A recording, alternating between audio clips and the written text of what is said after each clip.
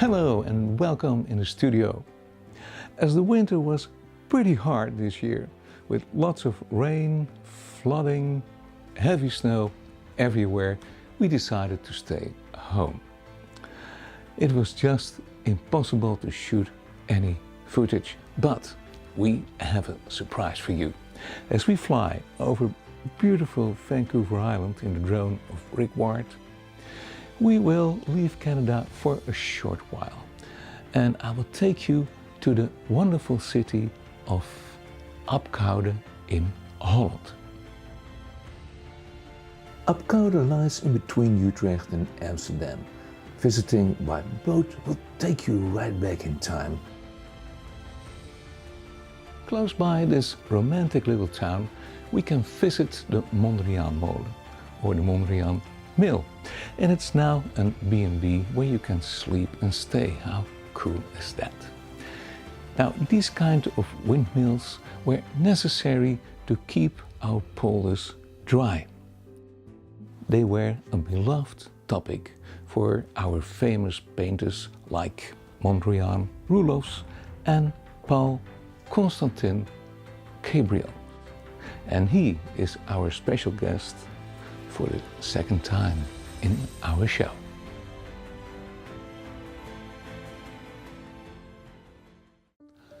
To save some time, I already made a sketch in gray tones. And as we always work from the back forwards, we will start with the sky, as usual. At work. Yes, the official title is indeed in the month of July. And we are not even sure if this windmill is the same as the one in Apkoude, but it's almost equal to the Mondriaan. As you saw me painting before, you know I like the techniques of the School of the Hague. Always a nice glow on the horizon, and this time I work on top with some grey tones. In Holland, like on Vancouver Island, all colors can come out of the greys, because of the mist of course. On top I added a bit more ultramarine blue to create a dark sky fault. And we can use a filbert brush, and like the Dutch masters, we will create a soft crisscross strokes. With this technique we will have already some movement in the sky. And of course there are clouds. With a good highlight we can paint an upcoming cloud. Paul created a nice standing up series and let him lean over a bit to the left to create tension. Tension, yes, tension. Your piece of art is in fact a mini movie. Tell a story, create a mystery, and very important, there should be pace in the painting. This is another painting of Paul Gabriel. He painted this one in the neighborhood of Apkoude, the same village, yes. And like in Vancouver Island, it's always misty, rainy and so on, almost the same weather. And he created this painting with soft, grey, romantic tones. It's so very beautiful. Before we paint reflections, we will have to make the water wet again, just with some grey. On top, a bit of the ochre reflection from the sky. As light loses its strength on the way down, add a bit more dark grey into the water, especially in the lower parts, almost black. And we can load the filbert brush with highlight, and with soft, wiggly movements we push it into the wet paint downwards to create reflections of the clouds. Check out where the clouds are. Below, a bit more light, and with soft horizontal strokes we can fade into the wet paint. This great technique works only wet in wet. Don't forget the little workmanship. Just a few dark grey strokes will do. Fade it in, and later, after painting the windmill reflections, we will paint with a knife some water ripples. The top of the windmill was on the average built from reed or thatch. We can mix some burnt sienna with grey, and I always like to mix 3 different tones, dark, middle and light. I love to improvise between those tones. We can use a small round brush and sketch the colors in, downwards that is. A very nice technique when you paint a rough surface. For the dark side, we can add some more dark grey. That's easy. Now don't work too precise, it's all far away. I saw this painting very close by in the Rijksmuseum and it's almost impressionistic. Rough, loosely brush strokes. And that is what Paul did in those days. And it made him famous. The wooden edges are painted with a bit of light burnt sienna. As the sun comes from the left, we will keep the left side plate also light with some burnt sienna. On top of it, here and there, a bit of light grey too. Downwards, we can do the same with some darker tones and we can make it more rough. A mill like this was beaten up by storm and rain, as they always were built on a high dike, and they were often hit by lightning and burned down completely. The life of a miller was not without any risk. It's hard work. You have to turn the head of the mill into the wind every morning by hand and take care that the wheels don't run too fast. It can cause a fire. And the only thing what you can do then is run away as fast as you can. There are still hundreds of windmills in Holland, and most of them, lucky enough, are still working or rebuilt as a condo. Let's put up a bit more grey on the edges and also some highlight on the wooden edge on top. Now it will come more forwards.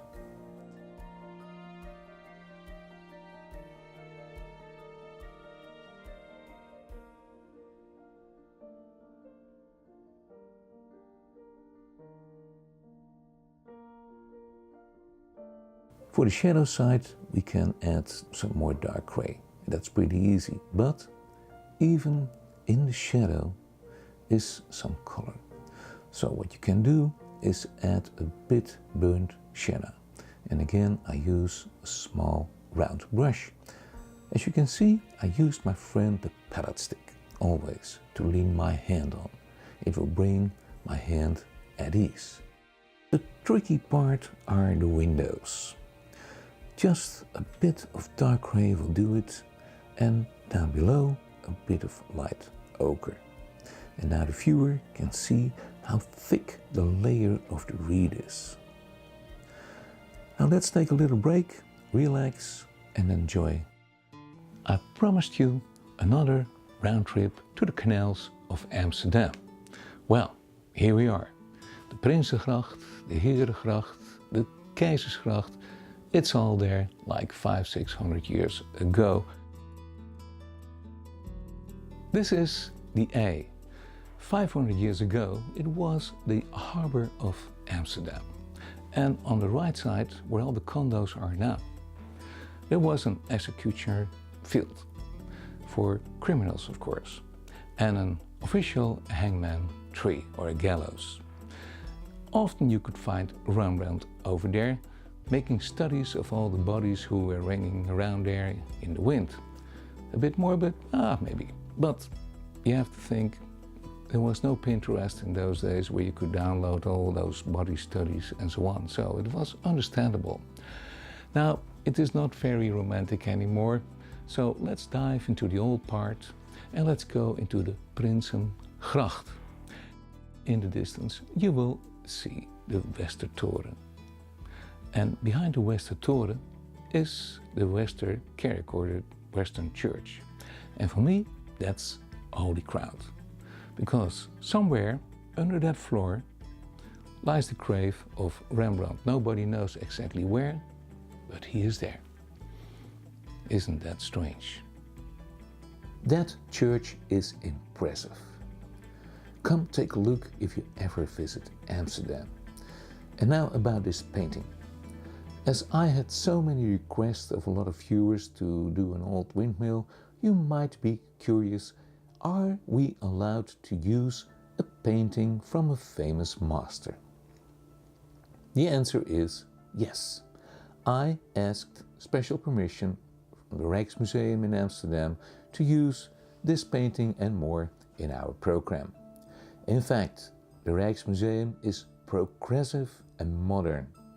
They even encourage young artists to use the paintings to do something special or original with it. The thought behind it is that you will learn a lot from the great masters. Personally, I like to make something special of it.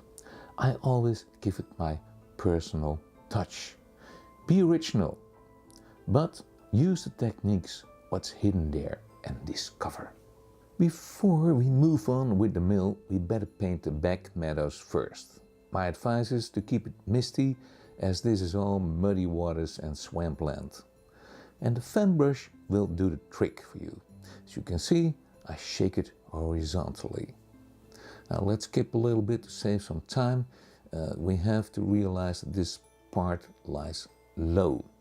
It's all low land, and the windmill is built on a high dike. Right behind the mill we will paint some shadow. Just add a bit of dark grey to the green, make it all rough. I always load 2 colors on my fan brush. This is a great technique to create a rough surface. It's all weeds and bushes. No, it's not a nice manicured garden. And on top of the dike is always a footpath. It works the best as we use some burnt sienna with a bit of grey. We wiggle and wiggle with the fan brush and look what a great result. It's so easy. And yes, we have to speed up to save some time, sorry for that, but I think you still can follow me. If not, watch the show on YouTube. Down below on the screen you will find a button to slow down the speed. Only the sound might be a bit awkward, but you can put that out of course. On the left side of the water we can paint the same dark green as an underlayer for the grasses and the weeds. Mix the greens in your own taste. Every human being has his own color feeling about reds and greens. If you want a different green, just go ahead and mix it. Be creative. In the original painting you will see a cow or goat, but I decided to skip to save some time. But if you want it, paint the cow or goat, or maybe there's some chickens, just go ahead. You have all the time in the world. Oh yes, don't forget little shed. Just a bit of dark grey and burnt sienna will do the trick. Not too much.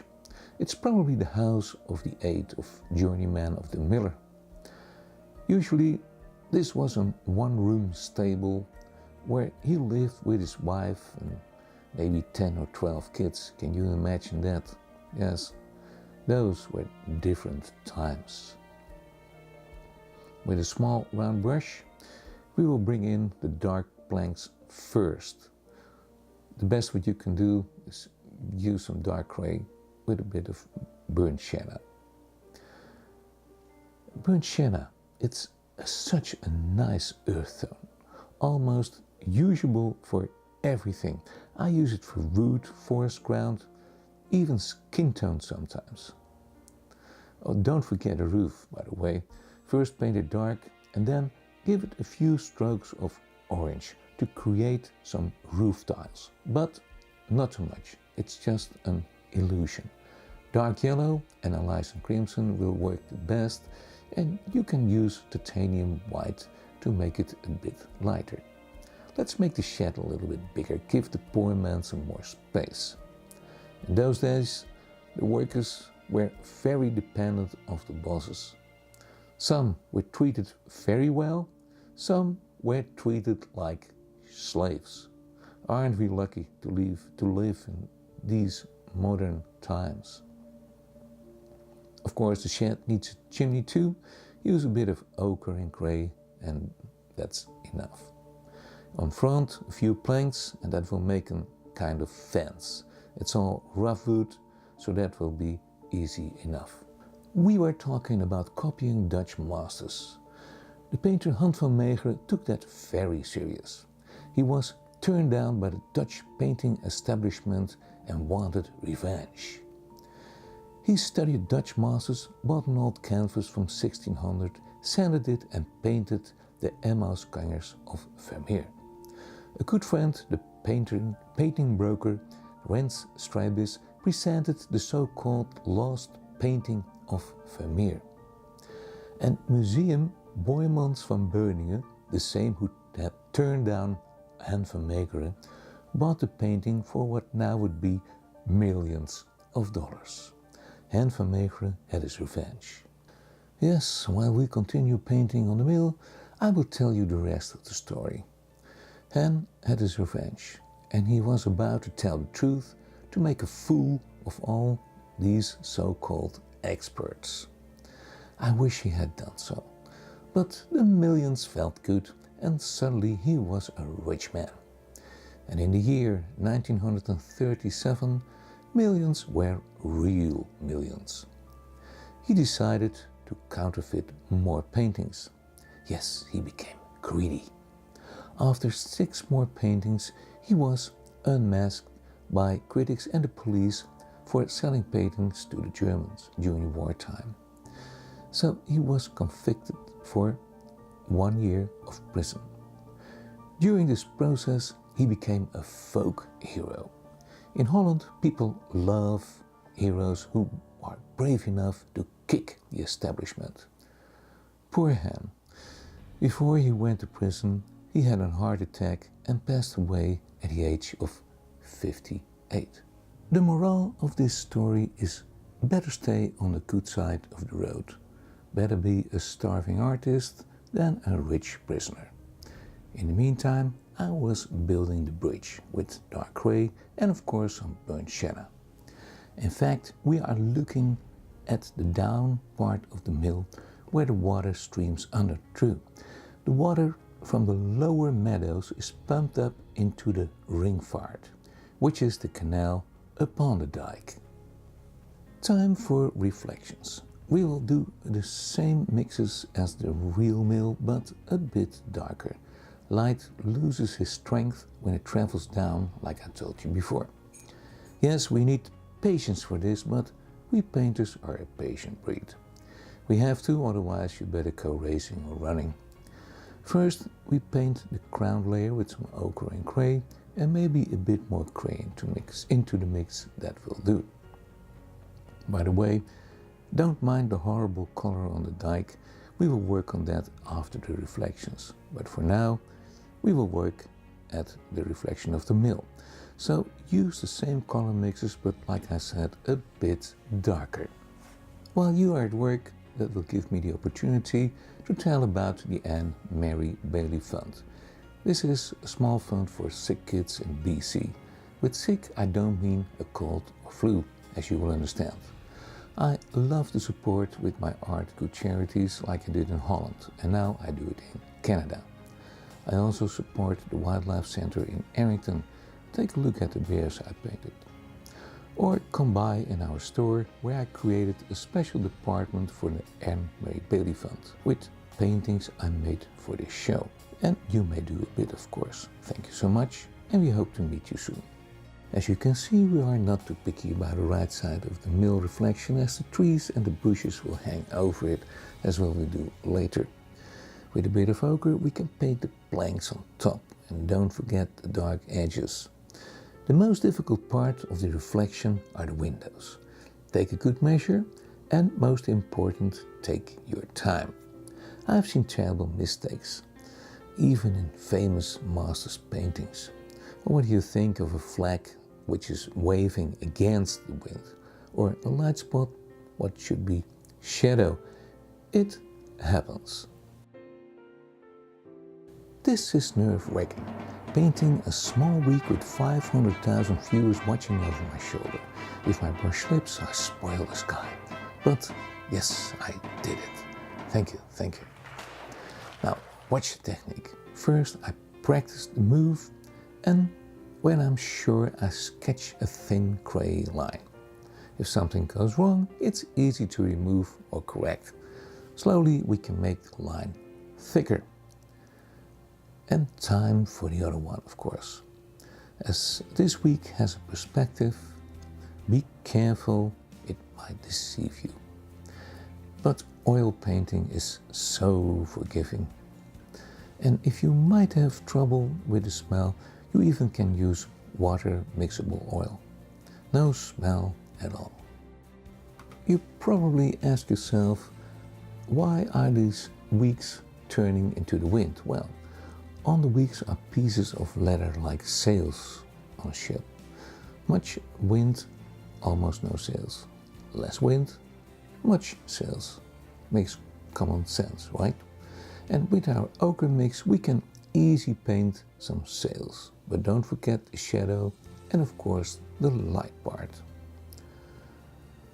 First we will start with the dark shadow, just a bit of grey, and then bring in the colors yellow ochre with Elysian crimson with some titanium white. Yes, the same as we used in the sky, but then a little bit stronger. As you can see, I use my stick as a ruler. What a great invention. With a bit of highlight, we can paint the edges too. Don't forget that. The first windmills were probably founded in China, maybe in the year 25. In Europe, they appeared in the year 1000, and in 1280, we will find the first windmill with a movable head, like this one. So the miller was able to turn the whole head right into the wind. Yes, it's always good to know some history. On the top week we can do exactly the same technique. Start with the ochre tone and in the shadow a bit of dark grey, and of course there's the edge. A bit tricky, but a stick will help you through it. Now students often ask me, Michael, which paint and brushes do you use? Well, I'm a bit of a garbage bin. I eat everything. I mean, I always try all brands and sorts of brushes. I'm not really hooked on one brand. The best advice I can give you, buy at a store where you can get a decent help and advice and buy the best materials you can afford. That's what I always do, and you won't be disappointed. Now let's take a look at our new lesson center. Elvis is in the building and willing to make a selfie with you. We have a decent amount of instruments now, and as this is a mainstream lesson center, we teach music, art, scrapbooking and card making. My wife Els is designer by Heartfelt Creations, and every month we will have new materials. She makes the most fantastic paper art for all opportunities. And these are all our wonderful students, always in a good mood, and they make progress. And there's your teacher, sweating on a sunset, but we have the greatest fun, and that is the most important. And here's my paper specialist Els. She creates magic with paper, and I'm so proud of her. You will understand that we are so happy with our new lesson center, and it's growing. Now let's paint another fence. We are in the shadow, so that will start with dark grey and burnt sienna. 2 stands and it's complete. And of course there is the miller. The best you can do with a figure is paint the shape first. As the shape is correct, the rest is an easy peasy.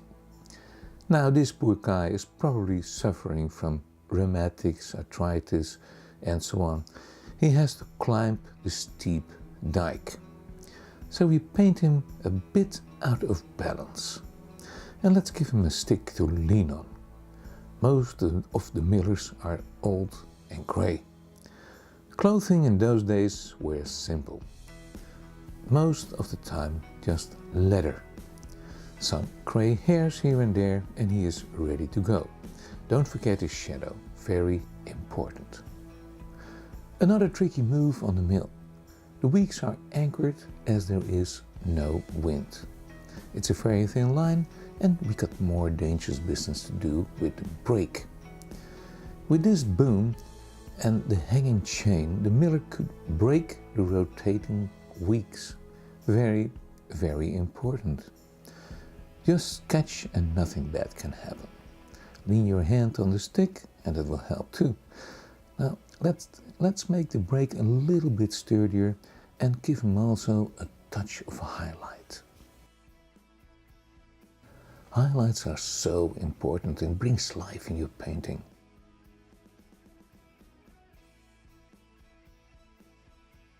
And no, this is not an antenna, this is the flag mast. This flag means that the windmill is secured. It's just an old flag. We are almost there. With a fan brush and 2 tones of green, we can decorate the dike. Now it's coming to life. Use your fantasy, just wiggle and wiggle, and it might even get a bit too soapy because of all that wet paint, so you better wait till the underlayer is dry. In this case that works better, but you will get the idea anyway. In fact, the more weeds the better it is. There's only one thing to keep in mind: millers don't like trees, and you will probably understand why. Yes, they take the wind away, and that's why you will never find a tree close to a mill. On the opposite side of the water we can do the same. Just little weeds and bushes, maybe some flowers. Just go ahead and have some fun at your world. And sorry for Paul Gabriel, we do what we like. With a knife and some light clay, we can make some water ripples. Very thin, very delicate, and no pressure at all is the secret. And what is a windmill without birds? In our meadows, which are wetlands, you will find tons of cute birds. With a bit of dark grey, we can let them fly. Try it and paint as many birds as you wish. Now don't forget to use a stick, that is your big friend. We have done it, a real Dutch windmill. How cool is that? As usual, you'll find everything on our website. Till the next time, and keep on painting.